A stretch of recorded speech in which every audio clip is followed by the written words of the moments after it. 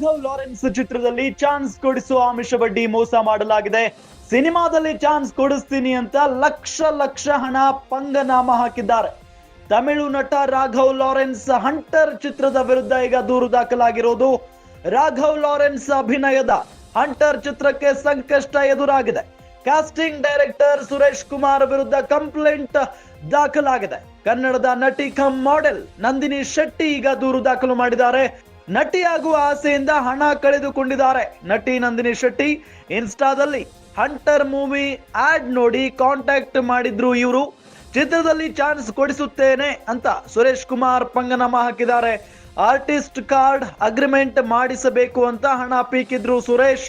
ಮಲೇಷಿಯಾಗೆ ಹೋಗಲು ಪಾಸ್ಪೋರ್ಟ್ ಮಾಡಿಸಬೇಕು ಅಂತ ವಂಚನೆ ಮಾಡಿದ್ದಾರೆ. ಒಟ್ಟು 1,71,000 ರೂಪಾಯಿ ಹಣವನ್ನ ಪಡೆದಿದ್ರು ಸುರೇಶ್ ಕುಮಾರ್. ಅವರ ವಿರುದ್ಧ ಈಗ ದೂರು ದಾಖಲಾಗಿದೆ.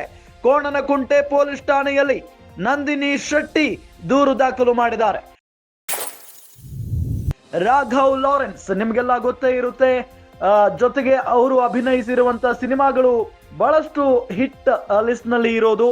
ಅಂತ ಒಬ್ಬ ನಟನ ಚಿತ್ರದಲ್ಲಿ ಚಾನ್ಸ್ ಕೊಡಿಸೋ ಆಮಿಷವಡ್ಡಿ ಈಗ ಮೋಸ ಮಾಡಲಾಗಿದೆ. ಸಿನಿಮಾದಲ್ಲಿ ಚಾನ್ಸ್ ಕೊಡಿಸ್ತೀನಿ ಅಂತ ಲಕ್ಷ ಲಕ್ಷ ಹಣವನ್ನ ತೆಗೆದುಕೊಂಡು ಪಂಗನಾಮ ಹಾಕಿದ್ದಾರೆ. ತಮಿಳು ನಟ ರಾಘವ್ ಲಾರೆನ್ಸ್ ಹಂಟರ್ ಚಿತ್ರದ ವಿರುದ್ಧ ಈಗ ದೂರು ದಾಖಲಾಗಿದೆ. ಹಾಗಾಗಿನೇ ಆ ಒಂದು ಹಂಟರ್ ಚಿತ್ರಕ್ಕೆ ಸಂಕಷ್ಟ ಎದುರಾಗಿರೋದು. ಕಾಸ್ಟಿಂಗ್ ಡೈರೆಕ್ಟರ್ ಸುರೇಶ್ ಕುಮಾರ್ ವಿರುದ್ಧ ಈಗ ಕಂಪ್ಲೇಂಟ್ ದಾಖಲಾಗಿದೆ.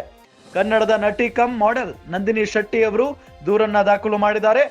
ಹೀರೋಯಿನ್ ಆಗುವ ಆಸೆಯಿಂದ ಹಣವನ್ನ ಕಳೆದುಕೊಂಡಿದ್ದಾರೆ ನಟಿ ನಂದಿನಿ ಶೆಟ್ಟಿ. ಇನ್ಸ್ಟಾದಲ್ಲಿ ಹಂಟರ್ ಮೂವಿ ಆಡ್ ನೋಡಿದ್ದಾರೆ.